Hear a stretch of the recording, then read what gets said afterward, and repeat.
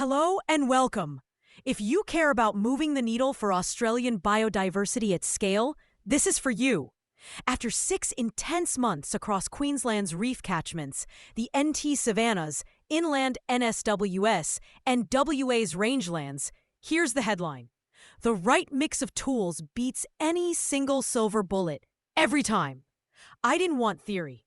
I tested real projects, real budgets, real timelines, real outcomes, put in regulation, markets, Indigenous-led governance, and blended finance head-to-head with consistent criteria. The big surprise? Success showed up when we layered approaches, not when we overinvested in one.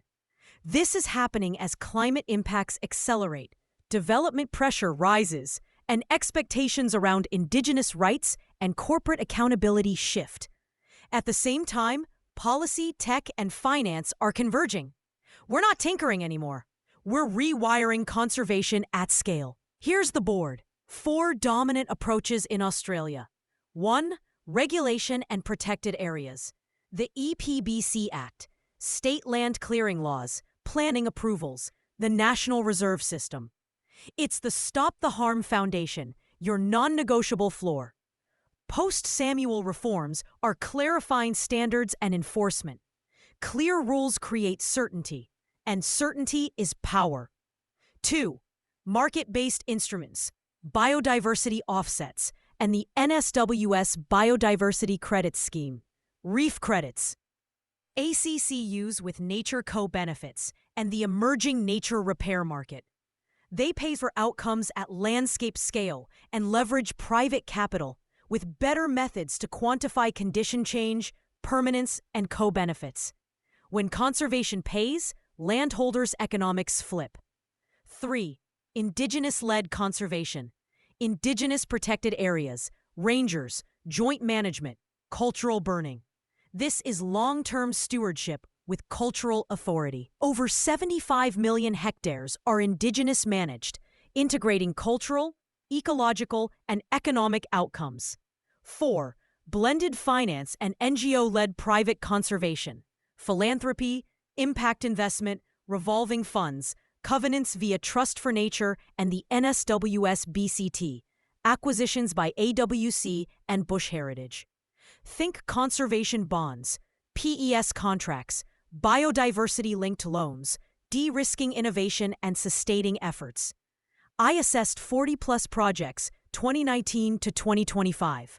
Across states and basins using consistent metrics, cost per hectare, expected biodiversity gain, condition times area times permanence, time from concept to contract, leverage of public-private capital, integrity and additionality, and social outcomes. I did field visits, sat with traditional owners leading fire programs across millions of hectares, observed credit transactions, and unpacked acquisition finance. I benchmarked against IUCN categories, EPBC offset policy, NSWBAM, post-Chubb ACCU integrity reforms, and emerging TNFD SBTN guidance. Yes, ecological change takes decades, and transparency varies, but directional performance and clear decisions are possible without false precision. What actually predicts scale? 6 criteria separated lasting impact from short-term wins. 1. Scale and permanence. Impact is what endures. Legal anchors, covenants, protected status, long-term agreements matter. Cultural anchors matter. Strong Indigenous governance that persists beyond grants. Regulation excels at hard limits. Indigenous-led models anchor stewardship over generations. Markets can stale fast, but without permanence, gains backslide. 2. Cost-effectiveness and leverage. It's not just cost, it's what each dollar mobilizes. Markets crowd in private capital. Blended finance turns philanthropy into larger deals. Regulation prevents harm cheaply, but rarely attracts private money. Indigenous-led approaches deliver outsized value, biodiversity, culture, jobs, knowledge, but remain underfunded relative to scale. 3. Speed and transaction friction.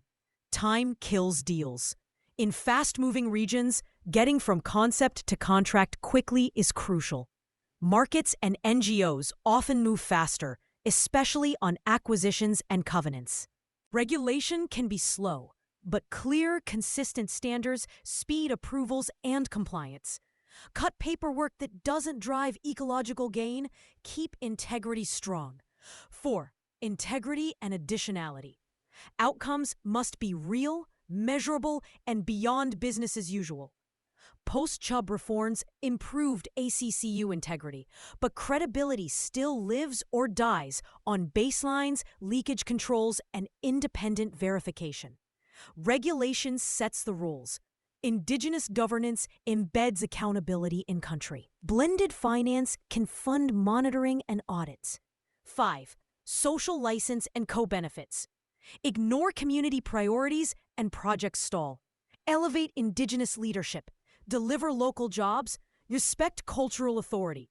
Unlock access, trust, and long-term care. Rangers and joint management outperform here.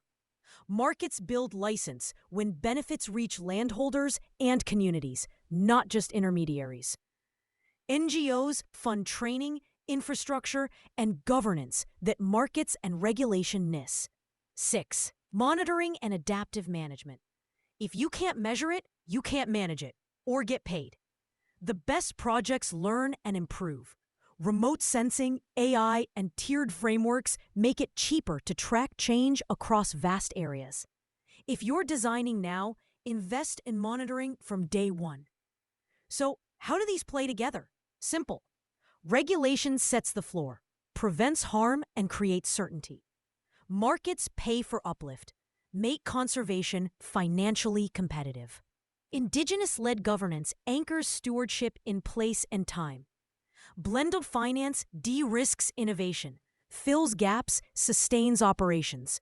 Layer them, and you get durability, speed, and scale. On the ground, reef catchments, clear land use rules, plus water quality markets, plus grants for practice change equals fast moves that hold. Savannas, Indigenous-led fire management, long-term agreements, plus outcome payments equals reduced risk and biodiversity benefits across millions of hectares. Inland Noosa Bay, biodiversity credits plus covenants plus NGO stewardship equals locked-in gains and predictable costs. Rangelands, acquisitions plus covenants plus impact capital plus public co-funding equals landscape scale transformation, with monitoring tech keeping transaction costs down. If you've got $1 to spend or one lever to pull, prioritize like this. 1. Choose your anchor, permanence or speed. If permanence is the gap, lead with regulation, covenants, Indigenous-led governance. If speed and leverage, start with markets and blended finance, but bake in permanence early. 2. Stress test integrity. Baselines, additionality, verification, and long-term management funding must be real. 3. Invest in capability. Indigenous rangers, local landholder networks, and monitoring systems aren't overhead. They're the engine. 4. Keep rules clear. Ambiguous standards slow everything and erode trust. 5. Use public money to crowd in private money, not replace it. A quick note on limits. Ecological change doesn't follow budget cycles, and some indicators are hard to measure at scale. That's okay. Design for directional accuracy, not false precision. Focus on condition, area, and permanence. Use AI and remote sensing to extend your reach. Ground truth with local knowledge. Where does that leave us in 2025? In a new conservation era, where the tools finally match the scale of the challenge. The lesson from the field is clear. Stack your approaches. Set a strong regulatory floor. Pay for outcomes at scale. Anchor everything in Indigenous-led governance. Use blended finance to bridge timing, risk, and capacity gaps. Do that, and you get durability, legitimacy, and velocity together. If you want to dig deeper into monitoring that matters, Look up proven Australian methods and AI remote sensing guides. And if fire is central to your landscape, the Cultural Burning Guide is essential. My call to you is simple. Pick a landscape. Pick a stack. Keep standards clear, integrity high, and monitoring smart. Fund the people who steward country, and use finance to reward outcomes that last. We don't need a silver bullet. We need a well-built toolkit used together with purpose. Thanks for listening. Let's get to work.